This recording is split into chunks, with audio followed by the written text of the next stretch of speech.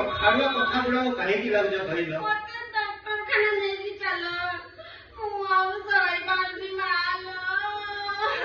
ଏଇଟା କି କଥା କହୁଛ? ଆଲୋ ଫଳବାଲି, ଇ ପିଲା ଜନ୍ମ କଲେ ଏମିତି କଷ୍ଟ ସହିବାକୁ ହୁଏ? କଣ ହେଲା? ଯେତେବେଳେ ପ୍ରେମ କରୁଥିଲ, ଯେତେବେଳେ ତ ମଜା ଲାଗୁଥିଲା, କେତେ ଲାଗୁଥିଲା ନାଇଁ? ତ ଜାଣିଛ ସେ ବୁଢା ମଉସା ଠାରୁ ମୁଁ ତୁମକୁ କେମିତି ଛଡେଇକି ଆଣିଲି, ଶଙ୍ଖା ସିନ୍ଦୁର, ଆରେ ଦେଖି ମୁଁ ବାହା ହେଲି ତୁମକୁ। ତାପରେ ପ୍ରଡକ୍ସନ ସମୟକୁ ତୁମେ କହୁଛ ନା କଷ୍ଟ ହୁଅନ୍ତାନି?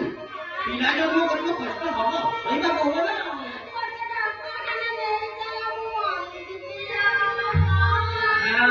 ମରିଯିବ, କୁତୁ କୁତୁ ହେଲା ବେଳକୁ ତ ନାଇଁ, ଏବେ ମରିଯିବି।